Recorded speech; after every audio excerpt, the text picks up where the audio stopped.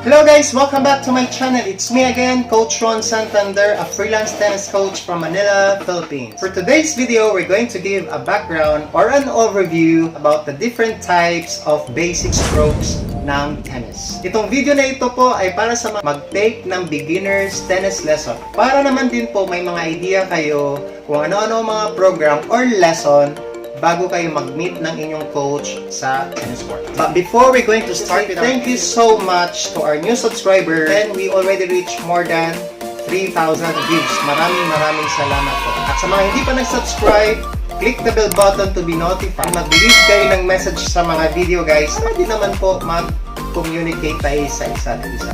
Okay? Okay guys, huwag na natin patagal. Ano-ano nga ba ang mga basic strokes ng tennis?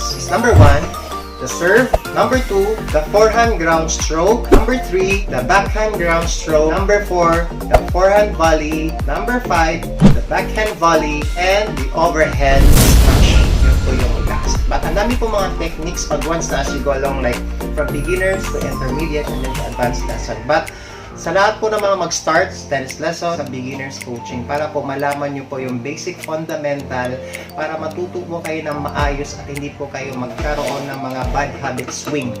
Yun po ang goal ng isang coach, kaya po tinuturuan ng maayos or ng maigi ang mga beginners student. Okay guys, bago po mag-start ang coach is, pag nandun na kayo sa court, magkaroon muna kayo ng stretching, and then the coach will also to explain further about the parts of the racket, and then sa gripping, which is very important.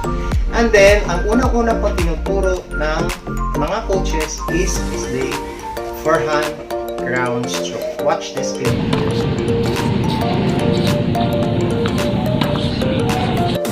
Now, I'm gonna show you what is backhand ground stroke.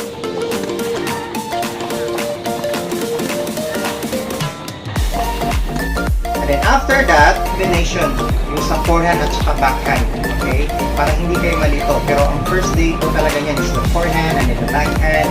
Hindi po siya pinagsasabay. But if you are a fast learner po player, wala pong problema kung hindi po tuloy kagad.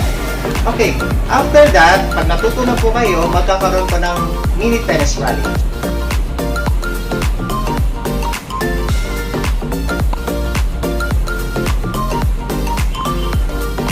I'm gonna show you what is the serve.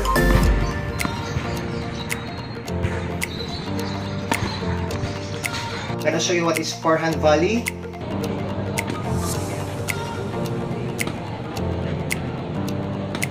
Backhand volley.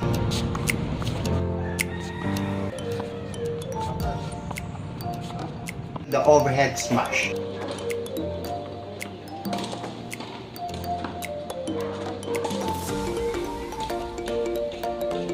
Yun lang po guys, yung 6 basic tennis strokes na kailangan nyo pong matuto tennis lesson. So, depende din sa coach kung anong paraan niya sa program. May mga approach po, kanya-kanya po ang approach ng coach niya kung paano magturo. But then, at the end of the day, ang goal dyan ng coach is to teach you the proper way. But I'll give you a tip guys, sa mga newcomer, yung mga gusto matuto or mag-take ng tennis lesson, you really need patience.